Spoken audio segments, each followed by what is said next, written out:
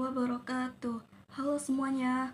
Perkenalkan, nama saya Fadiah Maimanah dengan NIM 12513200210.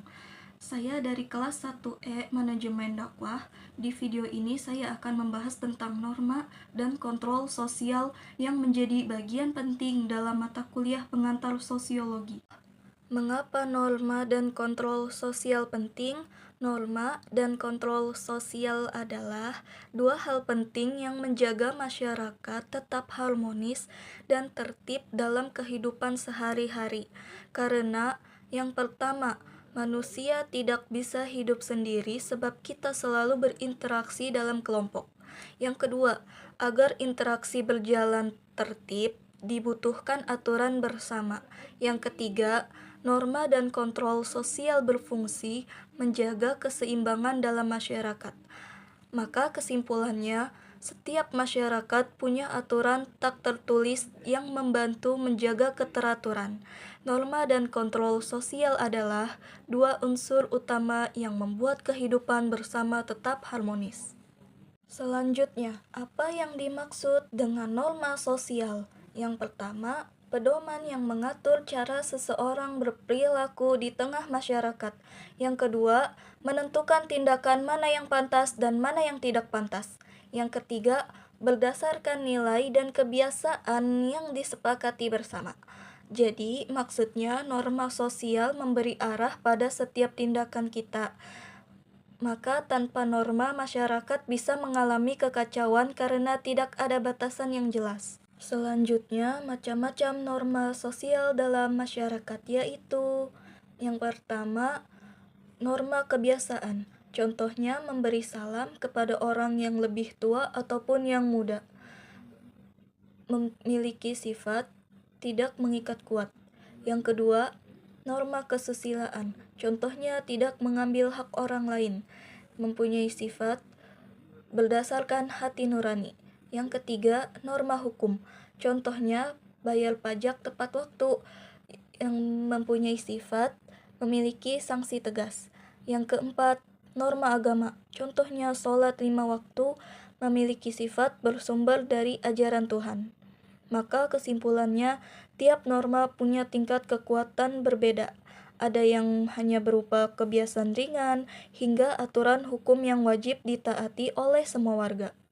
Berikutnya, apa itu kontrol sosial? Yang pertama, mekanisme pengawasan masyarakat terhadap perilaku anggotanya. Yang kedua, bertujuan menjaga agar norma tidak diabaikan. Menurut Peter L. Berger, kontrol sosial mencakup semua cara untuk membuat individu menyesuaikan diri dengan harapan sosial. Kesimpulannya dari kontrol sosial yaitu bertugas menegur atau mengoreksi perilaku yang keluar dari batas norma supaya kehidupan sosial tetap stabil. Berikutnya, bentuk-bentuk kontrol sosial. Yang pertama, bentuk formal, dilakukan oleh lembaga resmi seperti sekolah, polisi, dan pengadilan. Contohnya, hukuman pelanggar hukum. Yang kedua, bentuk informal, dilakukan oleh keluarga, tetangga, dan teman. Contohnya, teguran, nasihat, atau tekanan sosial.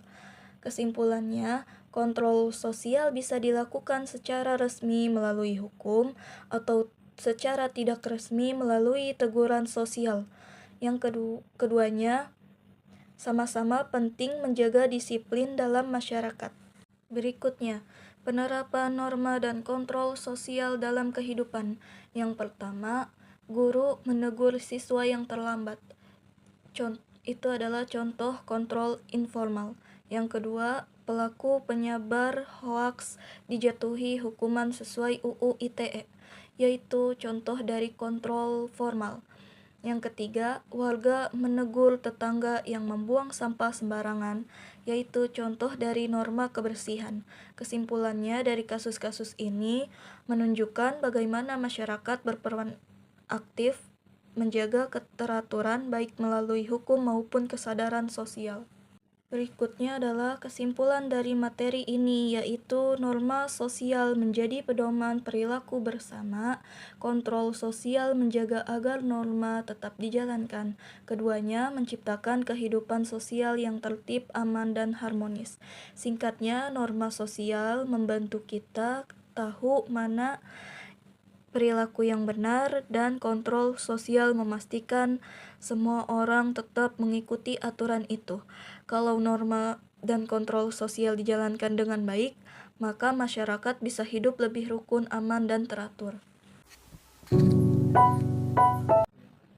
Sebagai penutup, mohon maaf apabila ada kesalahan atau kekurangan dalam penjelasan saya, dan terima kasih sudah menyimak video saya. Semoga bermanfaat untuk kita semua. Wassalamualaikum warahmatullahi wabarakatuh.